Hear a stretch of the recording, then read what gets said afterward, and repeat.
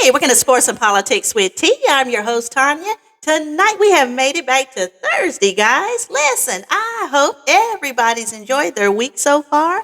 We have made it. It is February the 19th, guys, and we only have almost just 1 week left, y'all. Let's give it up. Yes, we have made it. We are moving right along in this month of February. Listen, tonight we're going to talk about a few things that has transpired on this week. Unfortunately, we did lose one of our icons of this week, the Reverend Jesse Jackson. Yes, he died on the 17th. And we're going to look back on his life, on some things that he did as far as the Rainbow Coalition and some of the things when he was running for president. And also, we are going to talk about, some things as far as Trump, because he actually paid a little bit of a tribute, but with a spin to it, of course. So we are going to dissect that at the end of this video. But yes, guys, again, I hope everybody's enjoyed their week so far. And to top it off, I forgot to tell y'all, especially on last week, I know people are looking at the Winter Olympics. That is going on as of right now. We are going to do a little bit of coverage probably this coming Sunday, because I did do some Summer Olympics about a year and a half ago. And so this year we're going to cover some of the Winter Olympics. And so we got to get back into that sports mode, of course, okay? Because now football is over. And, the NBA, we're still covering that as well. So we still haven't forgot about the sports fans out there. But also, we are going to take a look at the Winter Olympics and going to start covering some coverages on that as well. Okay. But yes, guys, again, tonight we are going to talk about the late Reverend Jesse Jackson. This is just like a tribute. This is just something that, we're just looking back at his life, some of the things that he accomplished, some of the things that he's done for America and the Black community. I'm going to let you know how I feel about this once it's over, and then I'm going to dissect this video once it's complete.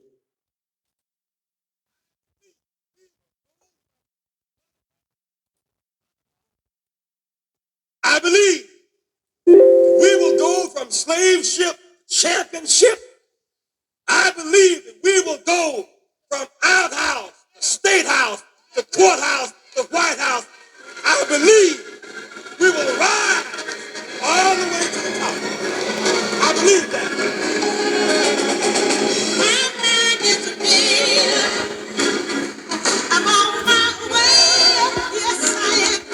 They're singing, "My mind is made up, I'm on my way up."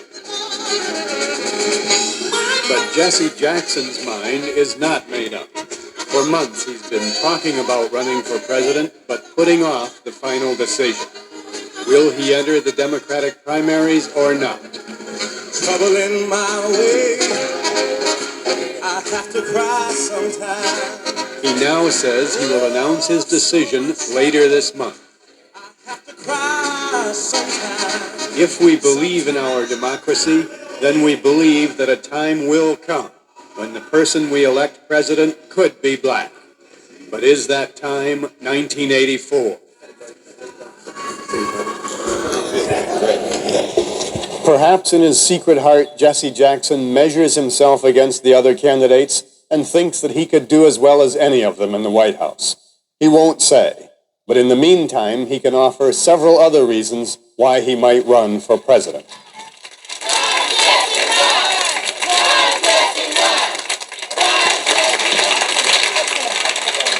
The energy that we're organizing now is not just focused on the White House, it's focused on every level of government. We'll be able to translate the energy of this national enthusiasm into higher voter registration, more participation, more coalition. I'll vote for you. We're not talking about just a person running. We're talking about many people running for Congress and state legislature and supervisor and sheriff and registrar and tax assessor and school board. We're not talking about a kind of one-horse race. Hey, Reverend Jackson. But Jackson is making all the moves that would give him the time and support to enter the Democratic primaries. This past week, he took a leave of absence from the leadership of his civil rights organization, Operation Push, People United to Save Humanity. Do you have an estimate of how many people a year try to cross the wall? No. He just completed a European tour, the traditional candidate swing around the continent, speaking on foreign policy issues, urging American soldiers to register to vote. There was a time in the American military where blacks and Hispanics had the obligation to fight for democracy for other people and couldn't vote back home. With this generation of blacks, Hispanics, and women, you in fact can register to vote. Fact is, when you register for the service, you ought to register to vote right there. We could very well have 12 to 20 black and Hispanic congresspersons by next November. And he has formed a Jesse Jackson Presidential Advisory Committee to help him make his final decision. He sees good omens in black astronauts and black beauty contest winners. It's a great moment in history. The stars in their courses are smiling upon us. And as surely as a man can by night fly around the world on a space mission, and we can have a woman as Miss America, if we can have a Miss America, we can have a Mr. President. Just that basic. It's just that basic. Thank you very much. You want to find out where you can go and register to vote today? Imagine being able to build an app with your name on it, just by thinking about it. Meet Base 44. Yes, I have. Blacks are registering to vote and running for office in numbers that are transforming the political balance all over the country. There are more than 17 million blacks of voting age. More than 10 million are already registered. And a half dozen national organizations are hoping to add several million more to the lists before the 1984 presidential election. Mr. Reagan won Massachusetts, Ted Kennedy State, by 2,500 votes in 1980. 50,000 unregistered blacks.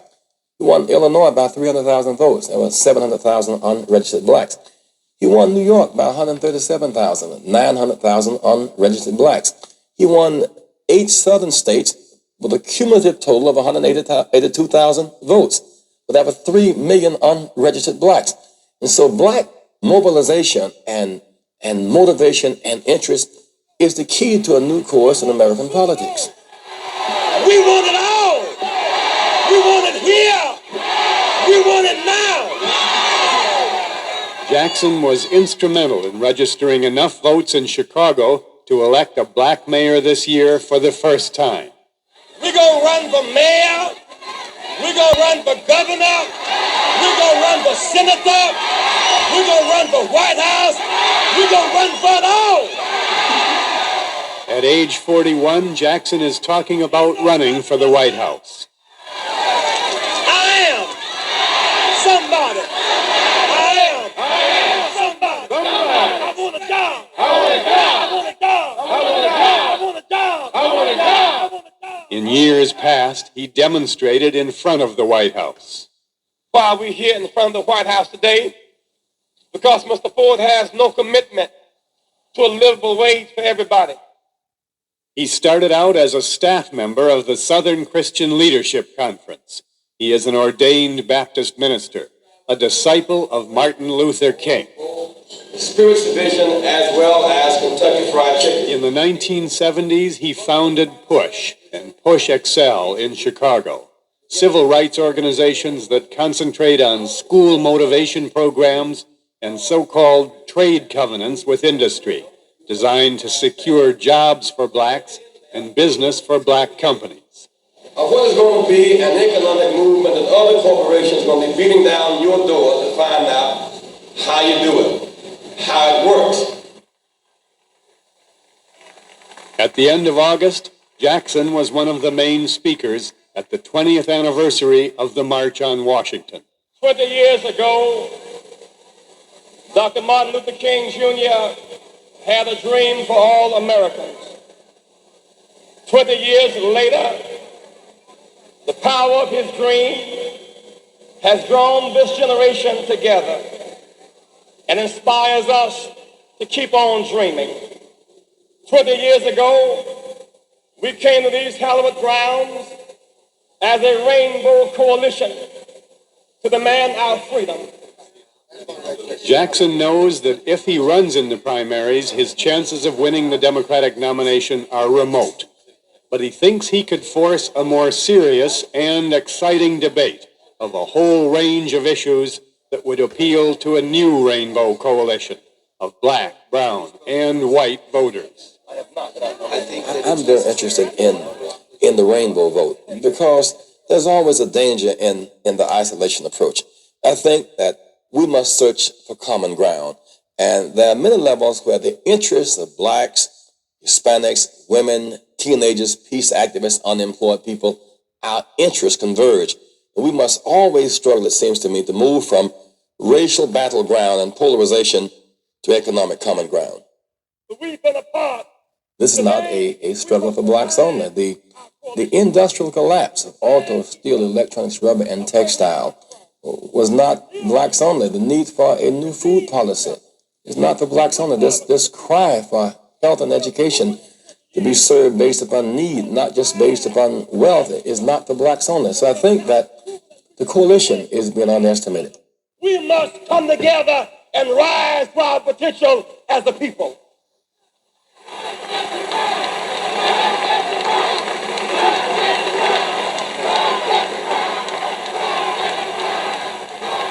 Are all blacks in favor of Jackson's proposal to enter the Democratic primaries? Not by any means. Many black leaders are doubtful and anxious about the ultimate impact of a Jackson run in 1984. Is Jesse Jackson smart enough to be president of the United States? I think he is. And I think that Jesse Jackson has a lot more experience in the problems affecting this nation and this world than at least half of the other candidates running, particularly the guy that's in the White House. Oh, okay. Let's just stop right there for a second because I want to just dissect some things that I noticed. You know, Jesse Jackson, he's been out for a long, long time. You even see where he was standing with Martin Luther King, and Al Sharpton at the time when, he unfortunately lost his life at that hotel in Alabama.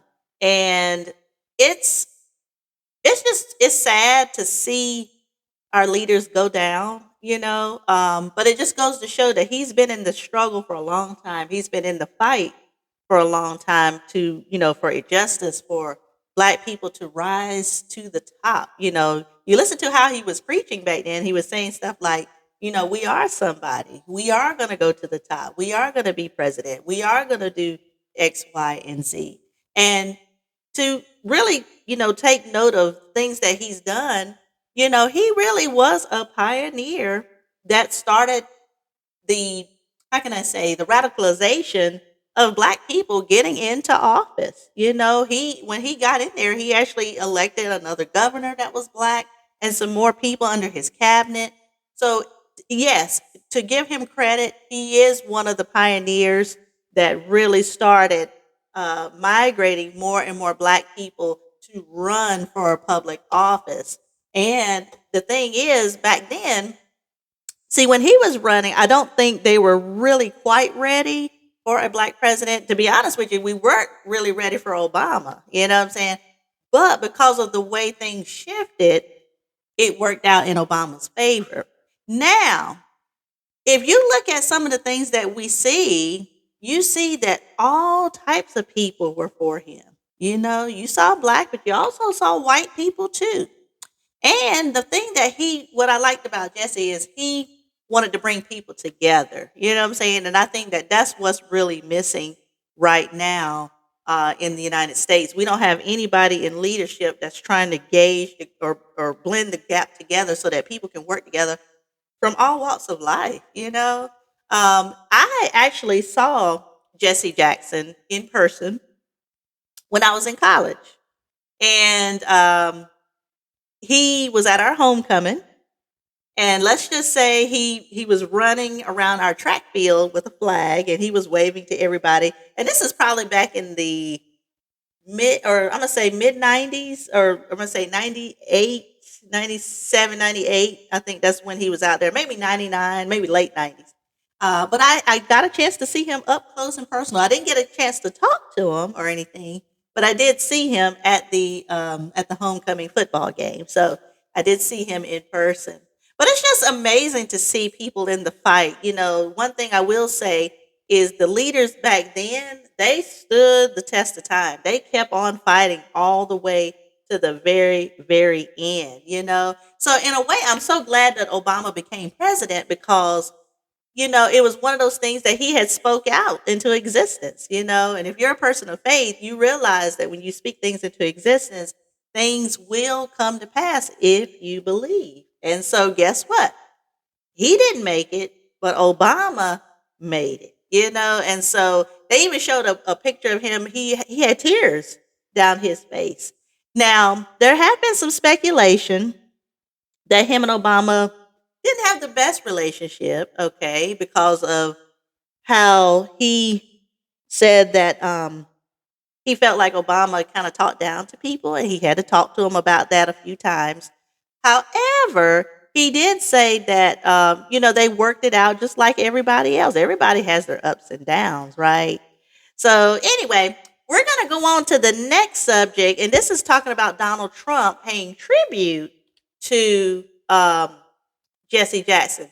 The only problem with his tribute is that he made it about himself, you know, and that's the typical Donald Trump. So, so let's listen in on this article. This is with Rashad Ritchie on the show called Indisputable, and I'm going to let you know how I feel about this once it's over as well.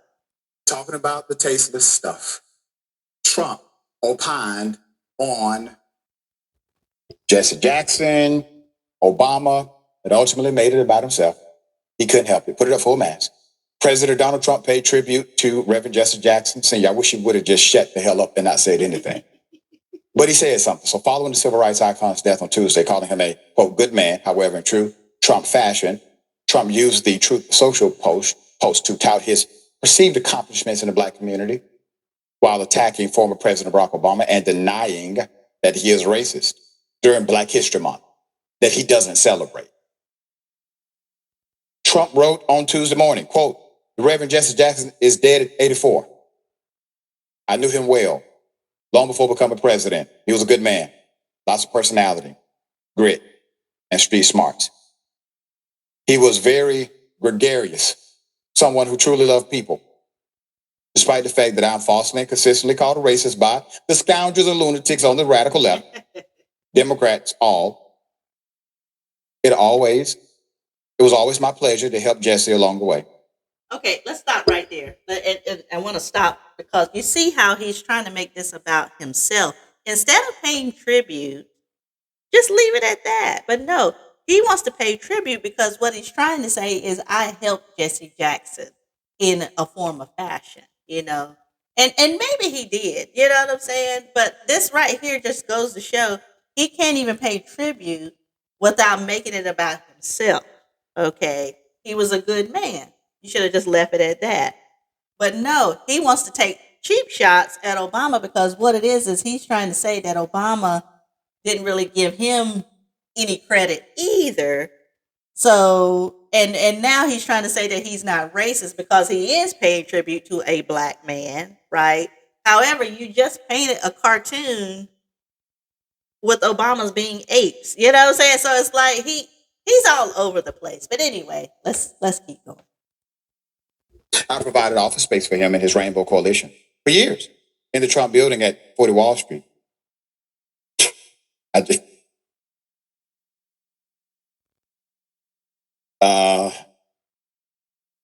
Trump said, I helped Jesse. I helped him. I gave him a little bit of office space in the corner that nobody rented from one of my buildings. I did that for them. He did it for a tax write-off. That's what he did it for. Okay? There's more. Some of Trump's claims were over-exaggerated. What? You got to be kidding me. Let's read further. While Trump supported funding HBCUs, most recently last year's one-time contribution of $435 million, none of it was permanent or long-term. Funding for HBCUs is annually appropriated by Congress. As for opportunity zones, a tax incentive, etc.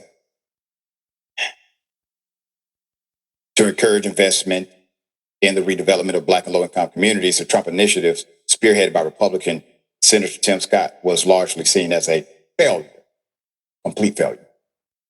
Trump concluded his tribute to Jackson by calling him a, quote, force of nature, but not without using the opportunity to take a dig at Obama, which doesn't honor the legacy of Reverend Jesse Jackson, his predecessor and longtime political foe.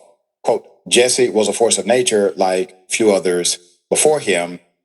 He had much to do with the election without acknowledgement or credit of Barack Hussein Obama, a man who Jesse could not stand, said Trump. He loved his family greatly, and to them, I send my deepest sympathies and condolences. Jesse will be missed. Horrible, isn't it? Put it up. I dare say, sir, Jesse liked Obama more than he liked you. While it was true that Jesse Jackson and Obama's relationship was complex at times, and my relationship with Black leaders is complex at times. We have to have those conversations sometimes. And sometimes we will disagree with people you would prefer to be agreeable with. That's what leadership is about. It's about being okay with not being liked by everybody, but having impact for the right folk that you represent. So, yes, that's supposed to happen. Yeah, I'm going to say something again about that. And see, that's what I'm saying. See, when two Black people have a disagreement, it's automatic. You see how he's trying to paint the picture like they couldn't stand each other. Okay. Now, I'm going to say this. There was one incident where Jesse Jackson had his mic on, and he did say something not so good about Obama. Okay. I remember that incident. And he didn't realize his microphone was still on. And his thing with Obama was, because back then Obama was a lot younger. And, Jesse is old enough to be his dad, So his thing was he felt like President Obama talked down to people. And he said something and he kind of cussed under his breath a little bit while the mic was still on. Now, since then, he has apologized. And I don't know if that's why Obama never gave him any credit because of that incident, because it did leak out. However, it's almost like you're not going to get along every single time, okay? And it doesn't mean because you have a disagreement or something happens where you feel like that person doesn't like that person anymore or they can't stand each other. It's none of that. I don't think, Now, I do think that there could be just a little bit of jealousy, just a little bit, because Jesse ran for president and he didn't win, and Barack did win, and he felt like he didn't really give him any credit because without some of the things that he did to change some of the policies, what he's trying to say is President Obama wouldn't have got to be president if Jesse Jackson hadn't have changed some of those policies to allow people like us to run. You know what I'm saying? So, it's complex and maybe so, we'll never know at this point, but again, Donald Trump, you see how he paints the picture. He can't just be someone that can just pay tribute without making it about a squabble or making it about himself. You know what I'm saying? Like he said, I'm the one that gave him office space. Okay, well, good for you. Okay. That's again, pat himself on the back to make himself not appear to be racist when just last week you just came out with a racist cartoon depicting the Obamas as apes. Okay. So again, let's keep going. As the civil rights icon criticized America's first Black president for talking down to Black people, which I've done as well. I have criticized Obama for talking down to Black people. See, that's what I'm saying. I stand by it. He that's what I was just saying. He talked down. He felt like he talked down to Black people, the way he addressed certain things. Before Obama's historic election in 2008, Jackson supported his campaign that was brought to tears on the night he was elected. Why? Because there's something that transcends all of that. You can be authentic in both. Quote, I'm a long-standing supporter of Obama, And because of my commitment to what he represents in the campaign, I was quick to apologize for any offense or any harm or hurt. Jackson said this in 2008. 2008. Trump's dig at Obama comes nearly 2 weeks after the president posted a video that contained a racist image depicting Barack and Michelle as apes. Now you see this picture. This is the cartoon that we were telling you about just last week. So on one hand, he wants to make it seem like he's not racist. See, I'm paying tribute to one of your leaders, one that I assisted, one that I helped. Again, he's patting himself on the back, but at the same time, you're going to degrade our other leaders like this, right? So anyway. The president eventually deleted the post after public backlash, but refused to apologize because he said, and quote, "I did nothing wrong." All right, that's the tribute from Trump to the iconic, legendary, and champion Reverend Jesse Jackson. Share thoughts here. Well, he continues to prove the president does it. He's emotionally unstable. I would, too, have appreciated that he just didn't post it all, but he could have stopped at the word he can't spell. Okay? And just stop right there. President Obama last seen sitting courtside in the NBA All-Star game with his lovely forever First Lady. Trump is so jealous. He's getting applause everywhere he goes, standing ovations. He's catching balls. It's just still like people say, oh, remember these times fondly. And Donald Trump can't stand it. The president is emotionally and mentally unstable in, I believe, a clinically verifiably way. Okay. Yeah. He's got some real problems. And as a result, we all do, because our fellow Americans decided to, it's hard for me to say the V word. They voted for him. Yeah. I don't understand my America, not this unhinged guy who's tearing up the White House and saying stupid stuff and putting Truth Social out till 2 and 3 in the morning, hundreds and hundreds and hundreds of posts. He's unhinged. Yeah. But I do wish to have a forum with my fellow Americans in only one microphone. You can turn theirs off until I'm done, because I don't understand why you're doing this. Yeah. I don't. Yeah. And there are many who obviously now, they regret their vote and they've come out publicly about it. Mm-hmm. But hopefully this is a lesson for them and a lesson to Democrats of how to utilize power when they get it back. Because idea of gradualism and trying to play to the middle, when you know that the policies that you support are right and they are supportive of the great collective of us, you have a job to do. And that's the only sacred part of that position, are the voters that put you there. All right. So you see right there that, again, he has to make it about himself. He cannot help it. And that's just terrible, right? But anyway, guys, I hope you enjoyed the show for tonight.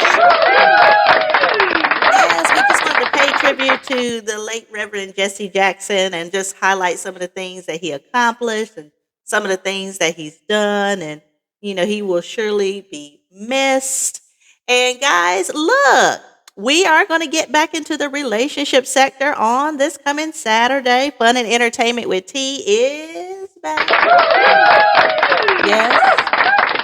It is coming back at 8 p.m. on Saturday. So join me back on that station as well. And on Sunday, we are going to start highlighting some things with the Winter Olympics as well. So y'all tune in on Sunday at 8 p.m.